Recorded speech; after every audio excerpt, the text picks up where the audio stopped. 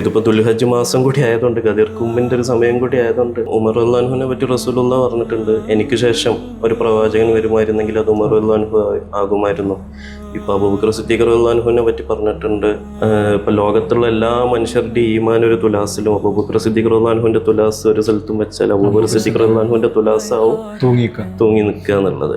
അപ്പം പ്രവാചകന് ഓരോരുത്തർക്കും ഓരോ സ്ഥാനങ്ങൾ കൊടുത്തിട്ടുണ്ട്. അത് നമ്മൾ കൃത്യമായിട്ട് പറയണം. അത് നമ്മൾ ഒരാളുടെ സ്ഥാനം അംഗീകരിക്കുന്നു എന്നുള്ളതുകൊണ്ട് നമ്മൾ ബാക്കിയുള്ളവരെ തള്ളി പറയുന്നു എന്നുള്ളൊരു അർത്ഥമല്ല. അവിടെയാണ് അത് പ്രശ്നമാവുന്നത്. ഷാഫി ഇമാമിന്റെ കാലത്തും ഷാഫി ഇമാം റാഫിദിയാണ് ഉള്ള രൂപത്തിൽ ആരോപണം വന്നപ്പോൾ ഷാഫി ഇമാം അതിന് മറുപടി കൊടുത്തത്, അഹ്ലുൽ ബൈത്തിനെ സ്നേഹിച്ചതിന്റെ പേരിൽ ഞാൻ റാഫിദി ആവുന്നുണ്ടെങ്കിൽ ഞാൻ റാഫിദി തന്നെയാണ് എന്നുള്ളതാണ്. അപ്പം ഈ ഗദീർ കുമ്മിൻ്റെ സാഹചര്യത്തിൽ ഗദീർ കും എന്ന് പറയുന്ന ഒരു വിഷയം എന്ന് പറഞ്ഞാൽ അത് സുന്നി കിതാബുകളിലും രേഖപ്പെട്ടിട്ടുള്ള സംഭവമാണ്. അപ്പം അന്ന് റസൂലുള്ള പറയുന്നത് മൻകുന്തു മൗലാവും അലിയും മൗലാവും എന്നാണ്.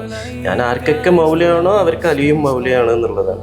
നേരത്തെ പറഞ്ഞ ഉലുൽ അംറിൻ്റെ വിഷയം തന്നെ വീണ്ടും പറയാണ്. അപ്പം അങ്ങനെയുള്ള അലിയാർ തങ്ങളടുത്താണ് ഖവാരിജികൾ ഖുർആൻ പഠിപ്പിക്കാൻ പോയത് എന്നുള്ളതാണ്. അതുപോലുള്ള അധികാരികൾ ഇവിടെ ഉണ്ട്. റസൂലുള്ള പറഞ്ഞത്, ഇപ്പം ഞാൻ നിങ്ങൾക്ക് എൻ്റെ ഖുർആനും എൻ്റെ അഹ്ലുൽ ബൈത്തിനെയും എൻ്റെ ചര്യയെയും സുന്നത്തിനെയും ബാക്കി വെച്ച് പോകുന്നു എന്നുള്ളതാണ്. അപ്പം അതിൽ നിന്ന് നമ്മൾ ഖുർആൻ മാത്രം എടുക്കുമ്പോഴുള്ള ചില വിഷയങ്ങളുണ്ട്. ഞാൻ ഖുർആൻ എടുക്കുമ്പോഴും അതിനെ എങ്ങനെ എടുക്കണം എന്നാണ് നമ്മളിപ്പോൾ ഇവിടെ ഖുർആൻ എങ്ങനെയാണ്, അതിനെങ്ങനെ മനസ്സിലാക്കണം, അതിനെ എങ്ങനെ ഉൾക്കൊള്ളണം എന്ന് പറയുന്നൊരു വിഷയം. അതെ.